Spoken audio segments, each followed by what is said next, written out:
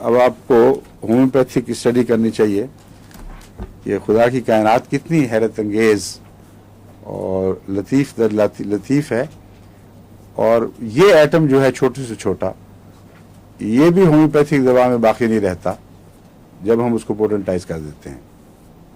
बस जो रहता है वो अल्लाह बेहतर जानता है वो क्या चीज़ है। ट्यूबरकुलिनम बोविनम, ये बर्नेट ने सिल के मादे से दवा बनाई थी, उसका नाम ट्यूबरकुलिनम है, और बर्नेट ने सबसे ज़्यादा इस पर काम किया है, और उसी के हवाले से आगे फिर होम्योपैथ इसके असरात की बातें करते हैं।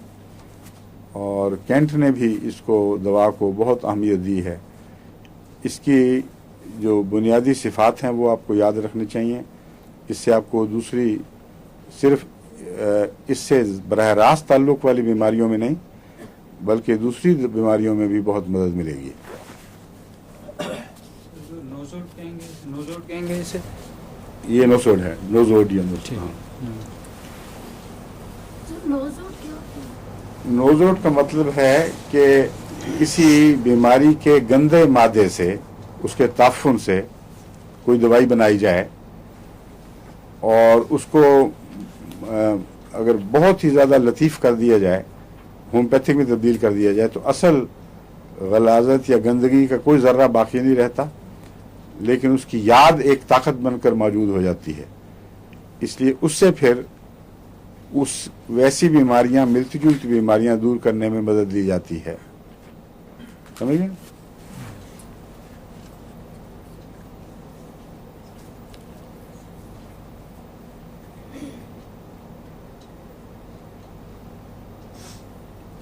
ये आमतौर पर 200 ताकत से कम इस्तेमाल नहीं करनी चाहिए। मैंने तो कभी भी नहीं की, लेकिन बाद लोग 30 भी इस्तेमाल कर लेते हैं। ज़्यादा बेहतर है नोसोड्स को 200 या ऊपर की ताकतों में इस्तेमाल किया जाए। 1000 का इस्तेमाल बहुत अच्छा है, 10,000 लाख में भी इस्तेमाल हो सकता है। इस दवा के मुतालिक कैंट का ये दावा है कि अगर 1000, 200, 1000, 10,000 और फिर 50,000 और फिर 1,00,000, इन ताकतों में दो खुराकें वक्फों से दी जाएं तो ऐसे शख्स को फिर कभी सिल नहीं होती। हाँ, वो सिल के मरीजों में उठे बैठे, सांस ले, खाए पिए, उनकी छींकें जज़ब करे, उनका कैंट का ये दावा है कि ऐसे मरीज के लिए हमेशा के लिए इम्यूनिटी हो जाती है। और इसी अपने तजर्बे से फ़ायदा उठाते हुए वो ये मशवरा देता है कि वो मरीज़ जिनमें सिली इलामतें पाई जाती हों, ख़ास सिल ना भी हो, और ऐसे मरीज़ जिनमें बाज़ दफ़ा सिली इलामतें ना पहचानी जाएं मगर एक इलामत मौजूद हो कि एक मर्ज़ एक दवा से कुछ शफा पाती है और फिर लौट आती है और तशख़ीस दुरुस्त है, और बार बार वो दवा आप देते देते थक जाते हैं लेकिन मर्ज़ की जड़ नहीं उखड़ती, ऐसे मरीज़ों में किसी नोसोड की ज़रूरत पड़ती है। और कैंट के नज़दीक ये नोज़ोड ट्यूबरकुलिनम ऐसे मरीज़ों में दिफाई ताकत पैदा करने के लिए, ताकि मिलती जुलती दवाएं फिर काम करें और मुस्तकिल काम करें, बहुत अहमियत रखता है।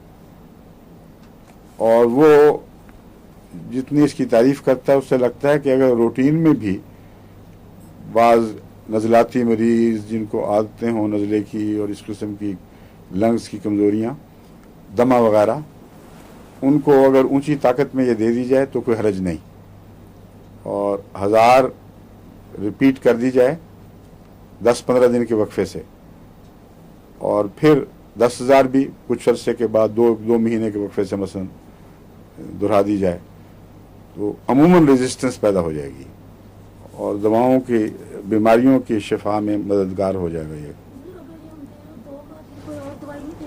क्या कोई और काम इसके अंदर कर सकते हैं? दे सकते हैं, क्यों नहीं दे सकते?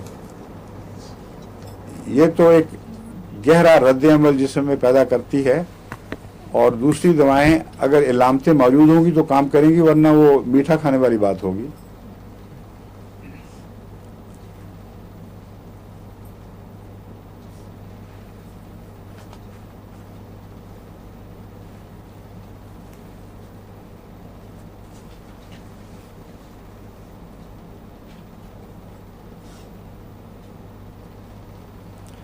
اس کو وہ اینٹی سورک لکھتے ہیں ڈاکٹرز۔ اینٹی سورک کیا ہوتا ہے؟ جلدی امراض میں جی سورا کہتے ہیں، سورائسس سے لفظ بنا ہے۔ جلدی امراض۔ جلدی امراض، جی وہ جلد پر ظاہر ہوں یا اندر حملہ کریں، لنگز پر ظاہر ہوں، وہ ساری سورک امراض کہلاتی ہیں اور اس کو اینٹی سورک کہا جاتا ہے۔ لیکن برنٹ اس کو اصرار کرتا ہے کہ اس کو اپنی ذات میں اینٹی ٹوبرکولر کی کیٹیگری میں داخل کرنا چاہیے۔ وہ کہتا ہے یہ اپنی ذات میں ایک کیٹیگری ہے۔ تو عام طور پر ہومیوپیتھ 3 تقسیمیں کرتے ہیں: اینٹی سورک، اینٹی سائیکوٹک اور اینٹی سفلٹک۔ وہ سمجھتے ہیں کہ دنیا میں جتنی بھی بیماریاں ہیں ان کے اندر ان بیماریوں کا کوئی نہ کوئی دخل موجود ہے اور مریض کو شفا دینے کے لیے کبھی ایک کی کبھی دوسرے کی ضرورت پڑتی ہے۔ اور بہت سی دوائیں ہیں جو تقسیم ہو گئی ہیں ان کلاسز میں۔ اینٹی سائیکوٹک وہ دوائیں ہیں جن کا سوزاکی امراض سے یا گونوریا سے تعلق ہو، اور وہ بیماری ہو یا نہ ہو اس کے بد اثرات نسلاً بعد نسلاً بھی کہتے ہیں موجود رہتے ہیں۔ ان کا علاج اینٹی سائیکوٹک دواؤں سے کرنا پڑتا ہے، پھر دوسری مرضیں علاج کے لیے آسان ہو جاتی ہیں۔ اینٹی سفلٹک، سفلس والی بیماریاں جو ان کو کسی زمانے میں بعض دفعہ یورپ میں اور امریکہ میں ایسے ادوار آئے تھے کہ کم و بیش ہر شخص کو سفلس ہو گئی تھی، کیونکہ بد اخلاقی عام تھی اور سفلس کی بیماری بڑی مہلک اور تیزی سے پھیلنے والی ہے۔ پھر وہ دور آیا جب مختلف دواؤں سے وہ کنٹرول میں آ گئی، لیکن اب جو ریسنٹ ریسرچ ہوئی ہے ایلوپیتھک، اس سے وہ حیرت زدہ رہ گئے ہیں یہ معلوم کر کے کہ 200-300 سال پہلے بھی اگر سفلس کسی کے خون میں داخل ہوئی ہے تو اس کی اولاد میں آج بھی اس کا احتمال موجود ہے۔